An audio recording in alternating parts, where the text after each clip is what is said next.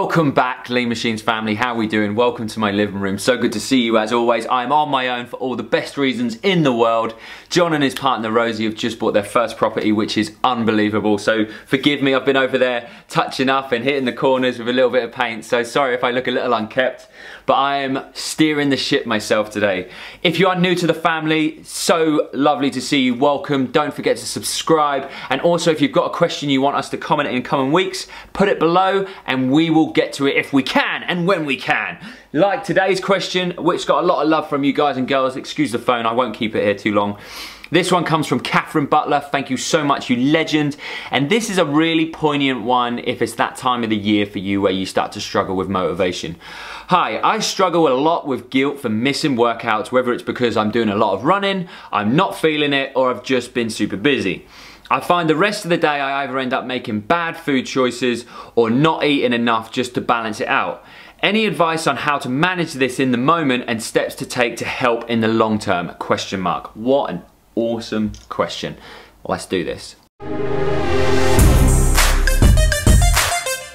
First of all, Catherine, and anyone else watching this going, oh my God, that question is exactly what I would ask if I could. I want to offer a little bit of reassurance. In some people's eyes, it might feel like common sense, but the second any of us decide to change our body, the way that we look at our body, our performance, our calories, whatever it may well be, even from the level of just walking into the gym for the first time or thinking about it, all the way up to being a professional athlete, a level of guilt comes with that, purely because in our head, we've just raised the bar. Our level of expectation on ourselves has just gone up a level.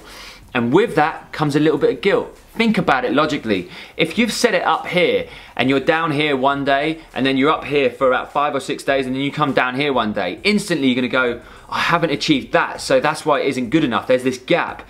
Just remember that a little bit of guilt will make you accountable. It will keep you pushing. It will be that little devil on your shoulder going, right, make sure that you get back to the gym. The only time it becomes a problem is when it gets to that point where you feel like you're actively having to address it because it's making you feel bad all the time, which sounds like you've got to that point, Catherine, which sucks. So let's sort it out. Before we go any further, let's just close the door, get this sorted with emotions as a whole very, very quickly now.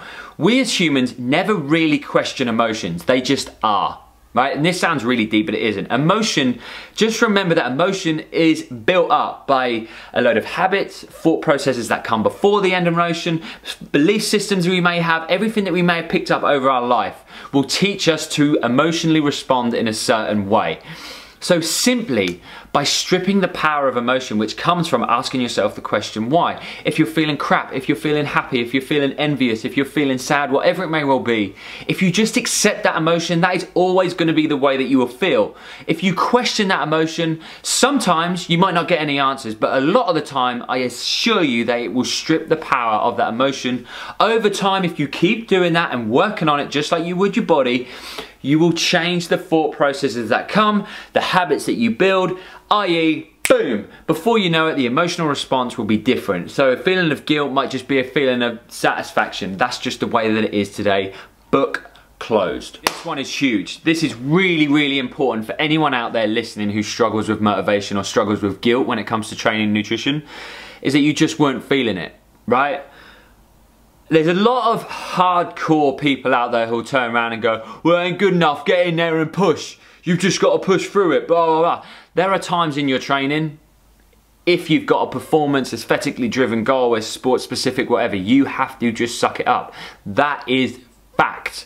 But for 99% of the population, including myself, we just want to improve our performance, look a little bit jacked at the same time, but we want to actually have a nice life alongside that, right? If you're not giving your life and your nutrition and everything that you're doing in and out of the gym to a career or an end goal, i.e. you're getting on stage or whatever it may well be, if you're having a day every now and again where you're just not feeling it, deal with it. Accept it, allow that feeling of, meh, just not feeling it today. I've had sessions myself where I've walked into the gym, I've done my warm up, I've picked up the bar, moved around for 5 minutes and I've just gone, I'm just not in the mood.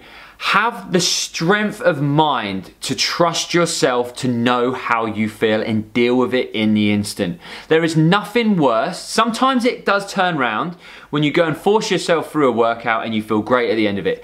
That is absolute fact. I've done that a few times, but that's different there's a difference between one of those days where you're like, oh, you just need to get into the rhythm, and a day where you're just like, my mind is so elsewhere, I just don't want to be here. If you're having one of those days, do not feel guilty. Just go, no, make the decision, close the door, come back fresh tomorrow. Trust me, you will feel so much more in control and empowered and ready to come back motivated with your training if you just allow yourself to have a day off. Christ.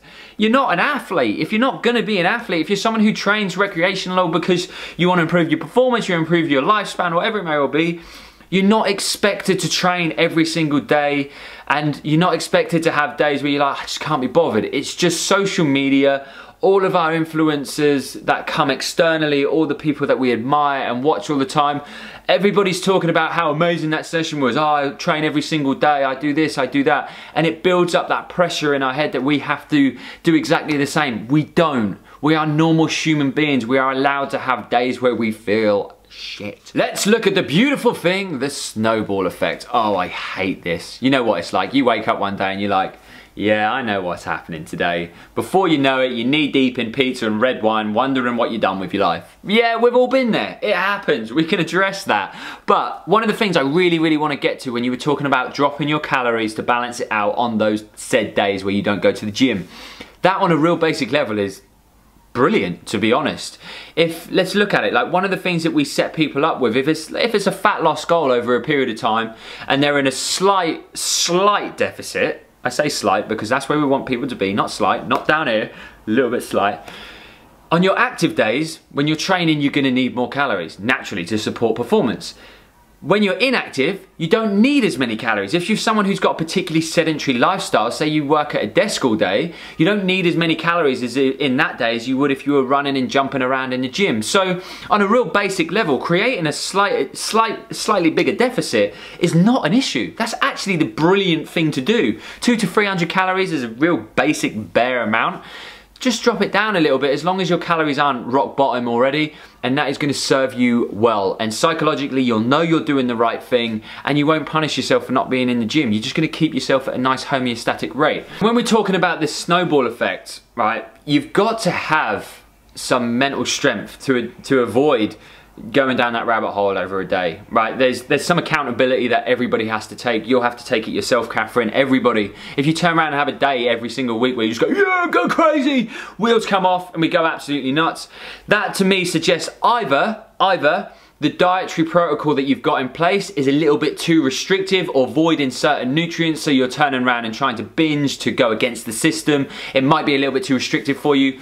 Second of all, it's just a case of a little bit of element of control. We have to have an element of self-control. Yes, allow yourself, we say it all the time, the 80-20 rule, allow yourself little bits and pieces that you want to have. I wanted to say treats, but I don't like to label any food as good, bad, treat, sins, anything. Food is food, calories is calories. Yes, there's more optimal foods than others, blah, blah, blah.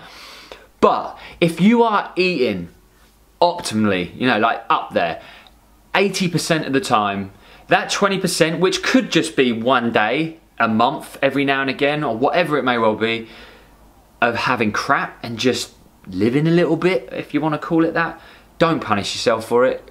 Christ, there's more important things in the world to worry about than having a day where you just indulge. Catherine, I really hope that offers some context and some help and some tips that you can move forward with. It was a great question.